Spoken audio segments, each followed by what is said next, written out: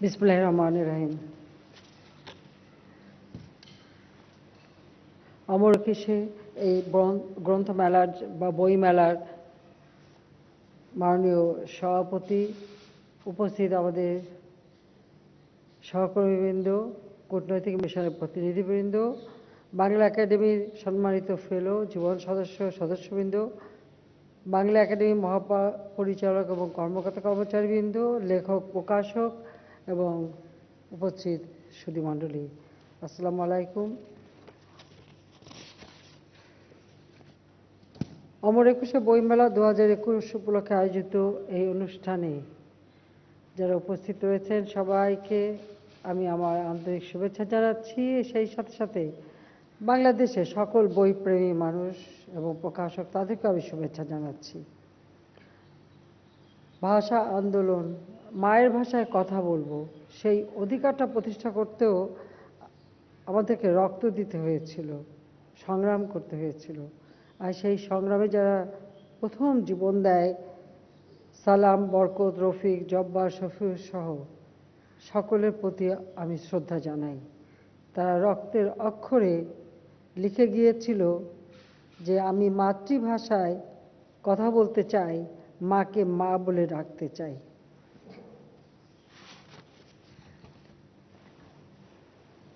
March মাসে আমাদের এই অনুষ্ঠানটা হচ্ছে, যদিও সবসময় ফেব্রুয়ারি মাসের প্রথমে করা হয়, কিন্তু 1 ফেব্রুয়ারি এবার আমরা শুরু করতে পারিনি, কারণ করোনা ভাইরাসের প্রাদুর্ভাবের কারণেই আমাদের একটু সময় নিতে হলো। কারণ আমরা যখন টিকাদান শুরু করব, এই টিকাদান শুরু করার পর আমরা মনে করলাম যে একটু সময় নিয়ে আমাদের দেখা দরকার কী অবস্থা হয়। যদিও এই মার্চ মাসেই করোনা প্রাদুর্ভাব দেখা গিয়েছিল, আবারও সেই প্রাদুর্ভাব একটু বৃদ্ধি পেয়েছে, সেই জন্য সবাইকে আমি বলবো যে আপনারা একটু সাবধানে থাকবেন। কিন্তু তারপরেও মার্চ মাস আমাদের জন্য কিন্তু অনেক গুরুত্বপূর্ণ একটি মাস। সেই মার্চ মাসে এই বইমেলার অনুষ্ঠান 1948 সালে 11ই মার্চ মাতৃভাষা বাংলা প্রতিষ্ঠা করবার আন্দোলন যেন রাষ্ট্রীয় মর্যাদা পায়, রাষ্ট্রভাষার মর্যাদা আমাদের বাংলা মাতৃভাষা পায়, সেই সংগ্রামের শুরু। এই মার্চ মাসের 7ই মার্চ সেই ঐতিহাসিক ভাষণ সর্বকালের সর্বশ্রেষ্ঠ বাঙালি জাতির পিতা বঙ্গবন্ধু শেখ মুজিব দিয়েছিলেন। 17ই মার্চ জাতির পিতা বঙ্গবন্ধু শেখ মুজিবের জন্মদিন, 26শে মার্চ আমাদের স্বাধীনতা দিবস। 48-এর ভাষা আন্দোলন থেকে শুরু করে প্রতিটি সংগ্রামের তিনি কিন্তু নেতৃত্ব দিয়েছেন, অগ্রণী ভূমিকা পালন করেছেন। আমি আজকে দিনে জাতির পিতা বঙ্গবন্ধু শেখ মুজিবের প্রতি শ্রদ্ধা জানাচ্ছি, জাতীয় 4 নেতার প্রতি শ্রদ্ধা জানাই, সৈয়দ নজরুল ইসলাম, তাজউদ্দিন আহমেদ, মনসুর আলী এবং কামরুজ্জামানের প্রতি শ্রদ্ধা জানাই, 30 লক্ষ শহীদের প্রতি, 2 লক্ষ মা বোনের প্রতি এবং জনগণের গণতান্ত্রিক আন্দোলন সংগ্রাম করতে গিয়ে যারা জীবন দিয়েছে তাদের কথাও আমি শ্রদ্ধা করে স্মরণ করি। মায়ের ভাষায় কথা বলা এই অধিকার আদায়ের জন্য যে রক্ত সংগ্রাম আমাদের করতে হয়েছে, রক্ত দিতে হয়েছে। 52 সালে 21শে ফেব্রুয়ারি গুলি করে বাঙালির কণ্ঠে স্তব্ধ করার চেষ্টা করা হয়েছিল, কিন্তু তা কিন্তু সফল হতে পারেনি। আন্দোলন কিন্তু তারপরেও চলছিল।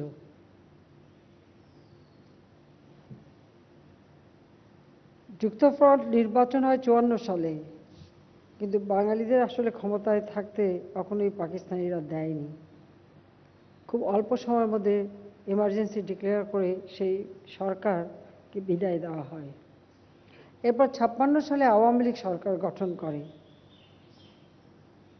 যখন আওয়ামী লীগ সরকার গঠন করে তখনই যে শাসনতন্ত্র রচনা করে, সেখানে বাংলাকে রাষ্ট্রভাষার মর্যাদা দেওয়ার স্বীকৃতি দেওয়া হয়। 21শে ফেব্রুয়ারি শহীদ দিবস ঘোষণা, এটা কিন্তু সেই 52 সালে বঙ্গবন্ধু শেখ মুজিবুর রহমান যখন মুক্তি পান এবং আরমানিটোলা ময়দানে যখন সভা করেন, তখনই দাবি তুলেন 21শে ফেব্রুয়ারিকে শহীদ দিবস হিসেবে ঘোষণা করার, কিন্তু সেই ঘোষণাটা আওয়ামী লীগ সরকারই দিয়েছিল এবং সরকারি ছুটিও দেওয়া হয়, শহীদ মিনার করবার প্রকল্প নেওয়া হয়, অর্থ বরাদ্দ দিয়ে কাজও শুরু হয়।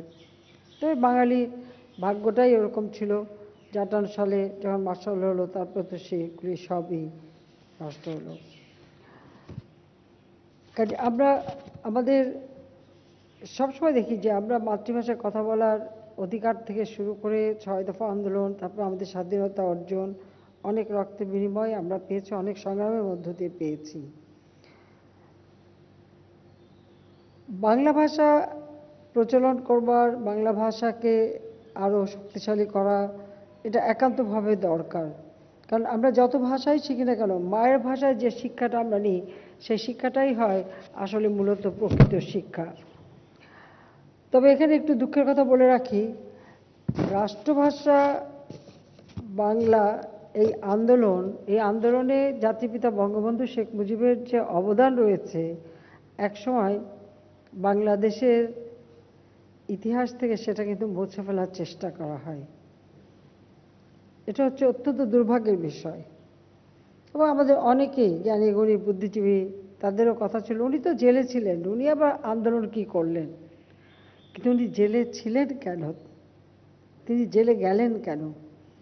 48 সালে যখন তারই প্রস্তাবে ভাষা সংগ্রাম পরিষদ গঠন হয়, তার পূর্বে তিনি 48 সালের 4 জানুয়ারি ছাত্র সংগঠন ছাত্রলীগ প্রতিষ্ঠা করেন এবং তারই প্রস্তাবে সংগ্রাম পরিষদ গড়ে ওঠে এবং 11ই মার্চ আন্দোলনের সূচনা, এবং সেই দিনই সহ আরও অনেক ছাত্রতা গ্রেপ্তার হয়।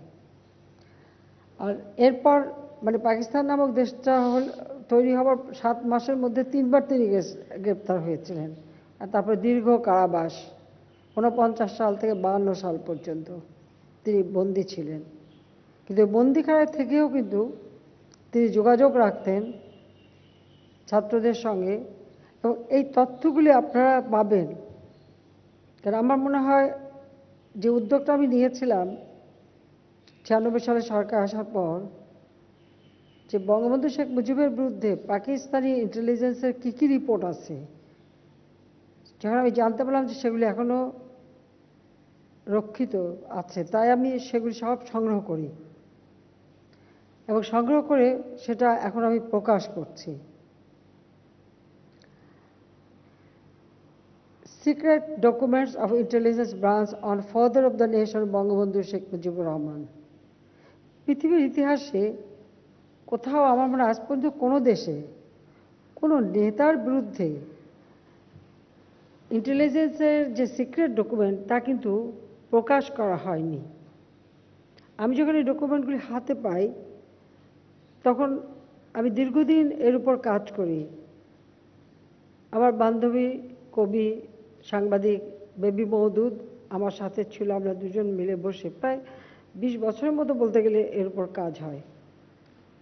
এরপর আমি সিদ্ধান্ত নিই যে এগুলি আমরা প্রকাশ করব এবং সেটা প্রকাশ হয়েছে। কাজে 1948 সালের থেকে নিয়ে 71 সাল পর্যন্ত এই ডকুমেন্টস দেওয়া আছে।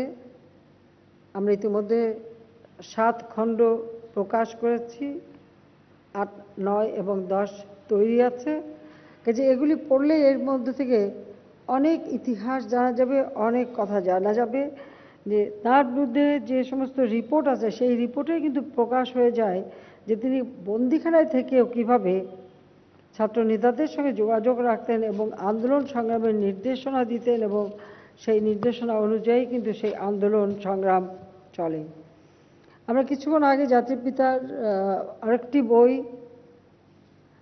আমার দেখা নয়া চীনের ইংরেজি অনুবাদ, এই ইংরেজি অনুবাদের নামটা একটু পরিবর্তন করা হয়েছে, নিউ চায়না 1952, অর্থাৎ 1952 সালে বঙ্গবন্ধু শেখ মুজিব যখন চীন ভ্রমণে গিয়েছিলেন একটা শান্তি সম্মেলনে যোগ দিতে, তখন ঢাকা থেকে যেতে হলে এখান থেকে বার্মা অর্থাৎ বর্তমানে মিয়ানমার, তারপর হংকং হয়ে তারপর চীনে পৌঁছাতে হতো।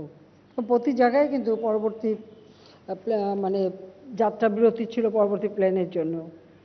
কিন্তু এই যাত্রা বিরতির সময় সব জায়গাগুলিতেই যে দেখেছেন সেখানকার সামাজিক অবস্থা, সেখানকার একেবারে কৃষক, শ্রমিক, নারী সহ সকলের অবস্থা সবকিছু যদি খুব পর্যবেক্ষণ করেছেন, অতি অল্প কথায় এর ভিতরে খুব চমৎকারভাবে তার বর্ণনা দেওয়া আছে। সেই সাথে সাথে মানে আমাদের নিজেদের দেশের কথা, আমাদের সংস্কৃতির কথা, আমাদের ভাষার কথা, সে কথাও কিন্তু তিনি লিখেছেন এবং বাংলা একাডেমি এটা প্রকাশ করেছে, সেজন্য ধন্যবাদ জানাই। এবং কিছুক্ষণ আগে এটা আমরা মুক্ত করলাম, আমি আশা করি এটা সকলের কাছেই গ্রহণযোগ্য হবে। অসমাপ্ত আত্মজীবনী আপনারা জানেন যে প্রায় 13টা ভাষায় কিন্তু সেটা অনুবাদ হয়েছে এবং আরও কতগুলি ভাষায় সেটা অনুবাদ হচ্ছে। এরপর কারাগারে রোজ নামচা, সেটা ছিল 66 সাল থেকে 68 সাল পর্যন্ত তার কারাজীবনের 68 সাল পর্যন্তই কারাজীবনের স্মৃতির কিছু লেখা আছে। কাজে এই লেখাগুলির মধ্য দিয়েও কিন্তু অনেক ইতিহাস আজকে জনগণের কাছে স্পষ্ট হয়ে এসেছে। কাজে আমি এটুকু বলবো, আমি বেশি সময় নেব না, কারণ এই করোনা ভাইরাসের কারণে বেশি কিছু বলে সময় নষ্ট করা উচিত না। তো আমি মনে করি যে এই লেখাগুলির ভিতর থেকে কিন্তু বাংলাদেশের অভ্যুদয়ের ইতিহাসটাও চমৎকারভাবে বেরিয়ে এসছে। এই সিক্রেট ডকুমেন্ট যেটা তার বিরুদ্ধে লেখা, সেখান থেকে কিন্তু অনেক সত্য, অনেক তথ্য বেরিয়ে এসেছে। আমি আশা করি এর পূর্বে যারা বঙ্গবন্ধুকে ভাষা আন্দোলনের ইতিহাস থেকে মুছে ফেলার চেষ্টা করেছিলেন, তারা বোধহয় নিজেদেরকে শুধরে নিতে একটা সুযোগ পাবেন। যাক, আমি বলবো যে এই করোনা ভাইরাস অনেক ক্ষতি করেছে মানুষের, কারণ সবার জীবনযাত্রাটা প্রায় স্থবির হয়ে গিয়েছিল। তবে আমরা বাংলাদেশের চেষ্টা করেছি যে যেভাবে হোক আমাদেরকে মানুষের জীবনযাত্রা যাতে সচল থাকে তার ব্যবস্থা নিতে হবে। সেজন্য আপনারা জানেন যে আমরা বিশেষ প্রণোদনা ঘোষণা দিয়েছি। আর এই প্রণোদনা ছাড়াও প্রধানমন্ত্রীর কল্যাণ তহবিল থেকে এদেশের মানে শিল্পী, এদেশের বিভিন্ন শ্রেণী পেশার মানুষ, সংস্কৃতিসেবী সকলকে আমরা চেষ্টা করেছি সহযোগিতা করতে। এমনকি আমি শিল্পকলা একাডেমি থেকে তালিকা নিয়েছি, আমি আমাদের মানে সংস্কৃতি মন্ত্রণালয় থেকেও তালিকা নিয়েছি এবং সেখানে আমরা সমগ্র বাংলাদেশে এখানে প্রায় সাড়ে সাত হাজার শিল্পী, তাদেরকে আমরা কল্যাণ তহবিল থেকে আর্থিক সহায়তা দিয়েছি। তাছাড়া অন্যান্য শ্রেণী পেশা যারা তাদেরকেও, অর্থাৎ সরকারি ঘোষণা ছাড়াও প্রধানমন্ত্রী কল্যাণ তহবিল থেকে এই সহযোগিতা দেওয়া হয়েছে। তাছাড়া সংস্কৃতি মন্ত্রণালয় থেকেও কিন্তু এই সহযোগিতা আমরা দিয়েছি। তবে ওই সময়টায় আসলে যেহেতু দোকানপাটও বন্ধ, সব কিছু বন্ধ, আমাদের প্রকাশকরা খুবই সমস্যায় ছিলেন। তারপর তাদেরকেও আমরা সব রকম সহযোগিতা করার চেষ্টা করেছি, কোনো শ্রেণী কোনো কেউই কিন্তু বাদ যায়নি। আমরা সহযোগিতার ক্ষেত্রে এমনকি আমাদের রিক্সা পিছনে যারা ছবি আঁকে তাদেরকে খুঁজেও কিন্তু আমরা সহযোগিতা করেছি। যন্ত্রসঙ্গীতের সাথে যারা জড়িত, তারা কোনো কাজ পাচ্ছিল না, তাদেরকেও সহযোগিতা করেছি যেখানে যেভাবে যতটুকু খবর পেয়েছি। তবে এখানে একটা কথা বলে রাখি আপনাদের, এই ধরনের মানুষ কে কোথায় আছে এই খবরগুলি কিন্তু আমাকে এনে দিতে সবসময় আমার ছোট বোন রেহানা। সেই সব খুঁজে খুঁজে বের করে বলতে হবে একে সহযোগিতা করতে হবে, এই গ্রুপকে সহযোগিতা করতে হবে, এটা করতে হবে। কাজে এভাবে আমরা আমাদের সাধ্যমতো চেষ্টা করেছি, সেটা হলো, এবং আমরা একবার গ্রাম পর্যায় পর্যন্ত আর্থিক প্রণোদনা দিয়ে গেছি যাতে মানুষের জীবনটা যেন একেবারে স্থবির না হয়ে যায়। আর সেই সাথে আরেকটা বলেছি যে আমাদের খাদ্য উৎপাদনটা যেন বৃদ্ধি করার সব প্রচেষ্টা অব্যাহত থাকে। আর কিছু না হোক পেটে খেলে পিঠে সয়, এটা একটা কথা আছে, সেটা যেন থাকে, সেই ব্যবস্থাটা আমরা করি। আজকে আমাদের 21শে ফেব্রুয়ারি শুধু বাংলাদেশের না, আপনারা জানেন যেটা আন্তর্জাতিক মাতৃভাষা দিবস হিসেবেও স্বীকৃতি পেয়েছে এবং সেটাও খুব একটা বিশেষ ব্যাপার যে সালাম এবং রফিক নামে দুইজন প্রবাসী বাঙালি এবং তারা মিলে এবং আরও কয়েকটি দেশের কিছু ভাষাপ্রেমী তারা এক হয়ে ভালোবাসি মাতৃভাষা এরকম একটা সংগঠন করে তাদের একটা প্রচেষ্টা ছিল 21শে ফেব্রুয়ারিকে আন্তর্জাতিক মাতৃভাষা দিবস ঘোষণা করা যায় কিনা। আমরা জাতিসংঘ তাদেরই কথায় অনুরোধে আমি জাতিসংঘে আমরা এই প্রস্তাব নিয়ে আজকে সেটা এখন 21শে ফেব্রুয়ারি শুধু বাংলা ভাষা না, সারা বিশ্বের মাতৃভাষা সংরক্ষণের এবং মাতৃভাষা চর্চার জন্য এখন আমরা এটা স্বীকৃতি পেয়েছি, যার জন্য আমরা আন্তর্জাতিক মাতৃভাষা ইনস্টিটিউটও একটা গড়ে তুলেছি। কাজে নিজের মায়ের ভাষাকে মর্যাদা দেওয়া এটা যেমন দরকার, আবার অন্য ভাষাকে জানাও দরকার। সেই জন্য অনুবাদ আমাদের একান্তভাবে দরকার। এই জন্য বাংলা একাডেমিকে সবসময় আমি অনুরোধ করেছি যে অন্যান্য দেশের সাহিত্য যেন আমরা জানতে পারি, কারণ একটা সাহিত্যের ভিতর থেকে মানুষের জীবনযাত্রাটা জানা যায়, তাদের সংস্কৃতি জানা যায়, তাদের ইতিহাস জানা যায়, অনেক কিছু জানার একটা সুযোগ থাকে। আমরা রাজনীতি করি, বক্তৃতা দিয়ে অনেক বক্তৃতা অনেক কথাই বলি, সেই কথাগুলি মানুষের মন ছুঁয়ে যায়, কিন্তু তার থেকেও বেশি মন ছোঁয় সাহিত্যের ভিতর দিয়ে। সাহিত্যের ভিতর দিয়ে কোনো বার্তা যদি আমরা মানুষের হৃদয়ে পৌঁছাতে পারি, তো সেটা স্থায়িত্ব কিন্তু অনেক বেশি হয়, আবেদনটাও বেশি হয়। দ্বিতীয়ত যে সাহিত্যের মধ্য দিয়ে একটি দেশের সার্বিক পরিস্থিতিটাকেও জানার একটা সুযোগ হয়, মানুষের জীবন মান সম্পর্কে জানা যায়, জীবন যাত্রা সম্পর্কে জানা যায়। সেজন্য এটা খুব বেশি প্রয়োজন। তাছাড়া সাহিত্যের ভিতর থেকে ইতিহাস, সংস্কৃতি সব কিছুই তো আমরা জানতে পারি। সেজন্য এর উপর সবসময় ভাষার উপরে গবেষণা করা এবং অনুবাদ করা, এবং সেই জিনিসগুলি যেন মানুষের কাছে পৌঁছে যায়। আর বই পড়ার অভ্যাসটা অত্যন্ত গুরুত্বপূর্ণ। প্রত্যেকের জীবনে যদি বই পড়ার অভ্যাস থাকে তাহলে কিন্তু সময় কাটাতেও কষ্ট হয় না। যদিও এখন ইলেকট্রনিক ডিভাইস অর্থাৎ digital device, mobile phone tone এগুলি এত বেশি হয়ে গেছে, তো সেখানে কিন্তু এখন পড়ার সুযোগ আছে। এখন হয়তো একটা বই খুলে পড়তে হয় না, কিন্তু একটা আপনার ট্যাব অথবা বুকলেট অথবা ফোন অথবা যেভাবে হোক ইলেকট্রনিক ডিভাইসের মাধ্যমে আপনি পড়তে পারেন। তবে ব্যক্তিগতভাবে আমাকে যদি জিজ্ঞেস করেন কোনটা, মনে করি একটা বই হাতে নিয়ে বইয়ের পাতা উল্টে উল্টে পড়া, এর আনন্দটাই আলাদা। এটা কিন্তু ওই যন্ত্রের মধ্যে পাওয়া যায় না, যন্ত্রে আমরা পাই না। তবে হ্যাঁ, যন্ত্রটা সাথে নিতে সুবিধা বেশি, অল্প জায়গায় অনেক বেশি পাওয়া যায়, এই সুবিধাগুলি আছে। কিন্তু তারপরে আমি বলবো যে বইয়ের আবেদনটা কিন্তু কোনোদিন মুছে যাবে না, আবেদনটা থাকবে, আর বইগুলো স্থায়ীভাবেই থাকে, এটাও দেখতে হবে। সেই জন্য প্রকাশকদেরকেও আমি ধন্যবাদ জানাই যে এই মহামারীর সময়ও তারা অনেক কষ্ট পেয়েছেন আমরা জানি।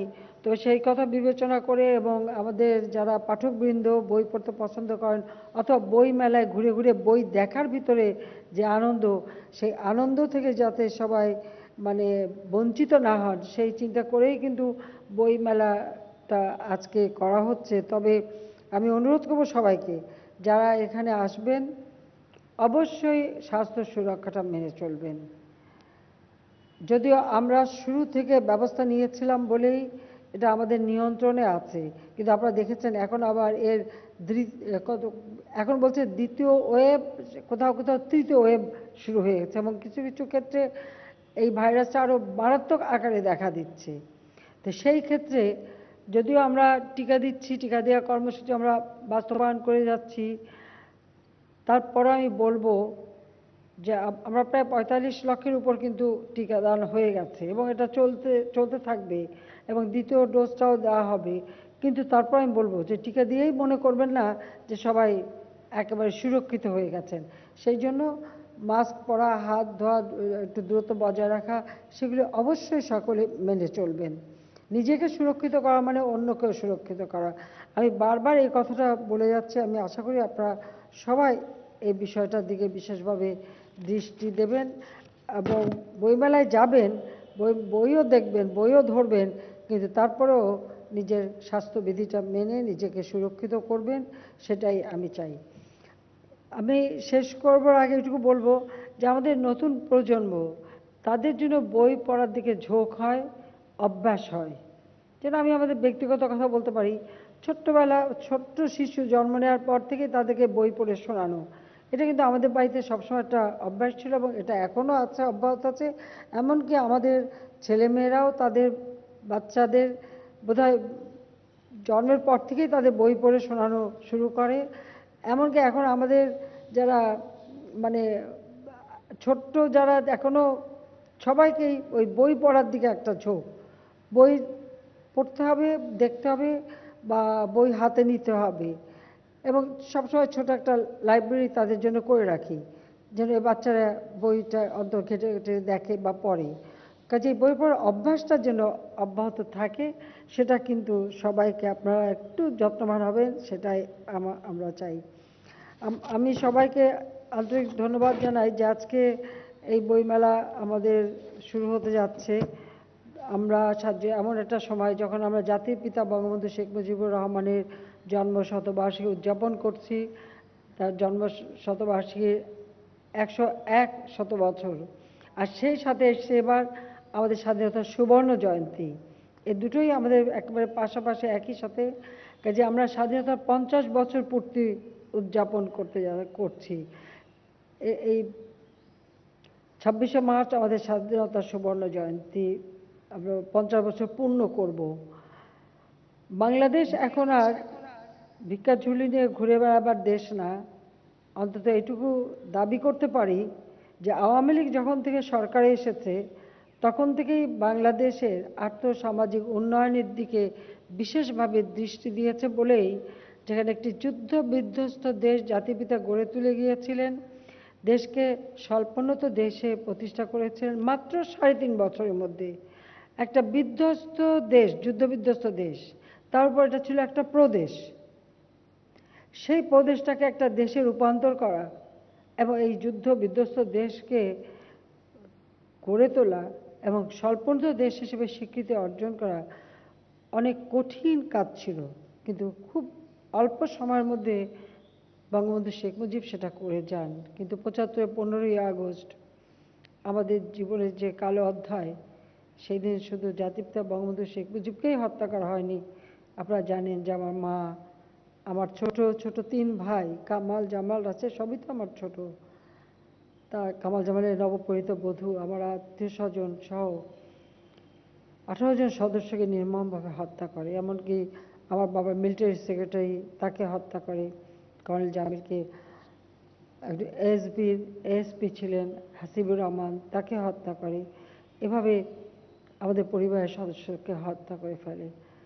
আমরা ব্যক্তিগতভাবে সব হারিয়েছি, কিন্তু বাংলাদেশ হারিয়েছিল তার সকল সম্ভাবনাকে। বাংলাদেশের মানুষ যখন ভোট দিয়ে আমাদের নির্বাচিত করে, তখন থেকে আমরা দেশের উন্নয়নে ব্যাপক কর্মসূচি জাতির পিতার আদর্শ অনুসরণ করি, বাস্তবায়ন শুরু করি। দ্বিতীয়বার যখন আমরা সরকারে আসি, তখন থেকে আমাদের এই প্রচেষ্টাই ছিল যে বাংলাদেশ আত্মমর্যাদা নিয়ে চলবে, বিশ্বে মাথা উঁচু করে চলবে। যে দেশটি এত রক্ত দিয়ে, এত সংগ্রাম করে স্বাধীন হয়েছে, সেই স্বাধীনতা ব্যর্থ হতে পারে না, সেই স্বাধীনতাকে সফল করতে হবে। বাংলাদেশ কারো মুখাপেক্ষি হবে না, নিজের পায়ে দাঁড়াবে। আজকে আমরা এই বছর এই সময় যখন আমরা জাতির পিতার জন্ম শতবার্ষিকী উদযাপন করছি, যখন আমরা স্বাধীনতার সুবর্ণ জয়ন্তী উদযাপন করছি, ঠিক সেই সময় আমরা বাংলাদেশ উন্নয়নশীল দেশ হিসেবে উন্নীত হবার মর্যাদা পেয়েছি। এখন আর বাংলাদেশকে কেউ অবহেলা করতে পারবে না, বাংলাদেশকে আর পিছনে টানতে পারবে না। বাংলাদেশ এগিয়ে যাবে, বাংলাদেশ এগিয়ে যাচ্ছে। কাজে সেভাবে বাংলাদেশকে এগিয়ে নিতে হবে এবং প্রজন্মের পর প্রজন্ম যেন এই দেশের মুক্তিযুদ্ধের চেতনায় এবং স্বাধীনতার এই সুফল বাংলাদেশের মানুষের ঘরে পৌঁছে দেয়, সেটাই আমরা কামনা করি। কাজে সাহিত্যের মধ্য দিয়ে মানুষ ইতিহাস জানতে পারে, সংস্কৃতি জানতে পারে, নিজেকে জানতে পারে, অপরকে জানাতে পারে এবং জানতে পারে, বা অনুবাদ সাহিত্যের মধ্য দিয়ে বিশ্বের অনেক সাহিত্য, অনেক ইতিহাস সব কিছু জানতে পারবে। যে আমি বাংলা একাডেমিকে আবার অনুরোধ করব যে আপনারা অনুবাদ সাহিত্যটা অবশ্যই রাখবেন। যেমন আমাদের বইগুলি অন্যান্য ভাষায় অনুবাদ হবে, পৃথিবীর বিভিন্ন ভাষায় যেন যেতে পারে, আবার পৃথিবীর যেগুলি সাহিত্য আছে সেটাও যেন অনুবাদ হয়ে আমাদের দেশের মানুষের জন্য তা জানতে পারে। কারণ পৃথিবীটা এখন তো গ্লোবাল ভিলেজ, কাজে সেই ক্ষেত্রে সকলকে একে অপরকে জানা, শুধু ব্যবসা বাণিজ্য না, সংস্কৃতি চর্চা, সাহিত্য, ইতিহাস, সব কিছু, ভূগোল, সব কিছুর মধ্যে দিয়েই জানার একটা সুযোগ আছে। তো সেই সুযোগটা বই আমাদের দেয়। তো এই বইমেলাটা আজকে হচ্ছে আবার আমি বলি সবথেকে কষ্ট যে আমি সেখানে উপস্থিত হতে পারলাম না। তো এবার বইমেলার মূল উপজীব্য বঙ্গবন্ধুর জন্ম শতবর্ষ এবং আমাদের মহান স্বাধীনতা সুবর্ণ জয়ন্তী, এর জন্য আপনাদের আন্তরিক ধন্যবাদ জানাচ্ছি যে এই প্রতিপাদ্য গ্রহণ করবার জন্য, কারণ মার্চ মাসে এটা হচ্ছে, কাজে সেই দিক থেকে এটা আমাদের জন্য অত্যন্ত গুরুত্বপূর্ণ। আমি সবাইকে আন্তরিক ধন্যবাদ জানাই এবং আমি অনুরোধ করব জাতিপিতার বই চীন দেখে এলাম বা নিউ চায়না 1952, এটা সবাই একটু পড়বেন, পড়লে অনেক কিছু জানতে পারবেন, অনেক জানার সুযোগ আছে। শুধু তাই না, তিনি বাংলাদেশের মানুষ নিয়ে কী ভাবেন, নারীদের ক্ষমতায়ন নিয়ে কী ভাবেন, বা আমাদের ধর্মীয় অনুশাসনে কী ভাবেন, সব কিছুই কিন্তু সেখানে চমৎকারভাবে অত অল্প সময় সেটা কিন্তু লেখা আছে। তিনি 52 সাল পর্যন্ত বন্দী ছিলেন, 52 সালে মুক্তি পেয়ে কিন্তু চায়না ভিজিটে যান, এরপর আবার 54 সালে তিনি গ্রেপ্তার হন। যখন 54 সালে তিনি বন্দী ছিলেন তখন এই বইটি লিখেছিলেন। একে একে প্রায় সবগুলি আমরা প্রকাশ করেছি। আরেকটি বাকি আছে এখন, সেটা হচ্ছে বঙ্গবন্ধু শেখ মুজিবের নিজের লেখা স্মৃতিকথা, সেটাও আমরা ভবিষ্যতে প্রকাশ করব, সে প্রস্তুতি আমরা নিচ্ছি। আর সিক্রেট ডকুমেন্টগুলিও আমরা প্রকাশ করছি, কাজে সিক্রেট ডকুমেন্টগুলিও আপনারা যদি পড়েন বাংলাদেশের ইতিহাস গবেষণার জন্য এটা একটা অমূল্য দলিল হিসেবে আসবে। এটা একটা ব্রিটিশ কোম্পানি ইংল্যান্ড থেকে ওটা প্রকাশ করছে সিক্রেট ডকুমেন্ট, এই বইটি। তো আমি সবাইকে আবার ধন্যবাদ জানাই। আসুন সবাই মিলে আমরা বই পড়া অভ্যাস গড়ে তুলি, আর আমাদের আগামী প্রজন্মকেও যেন উৎসাহিত করি এবং বাংলাদেশ জাতির পিতার স্বপ্নের সোনার বাংলাদেশ হিসেবে শিক্ষায়, দীক্ষায়, অর্থনৈতিক উন্নয়নে, সাংস্কৃতিক উন্নয়নে, সর্বক্ষেত্রে সামাজিক ন্যায়বোধে আমরা এই দেশকে অসাম্প্রদায়িক চেতনায় ক্ষুধামুক্ত, দারিদ্র্যমুক্ত, উন্নত, সমৃদ্ধ সোনার বাংলা হিসেবে গড়ে তুলি। সবাইকে আন্তরিক ধন্যবাদ জানিয়ে আমি অমর একুশে বইমেলা অনুষ্ঠানমালা 2021-এর শুভ উদ্বোধন ঘোষণা করছি। আপনাদের সবাইকে আন্তরিক ধন্যবাদ। জয় বাংলা, জয় বঙ্গবন্ধু, বাংলাদেশ চিরজীবী হোক। খোদা হাফিজ।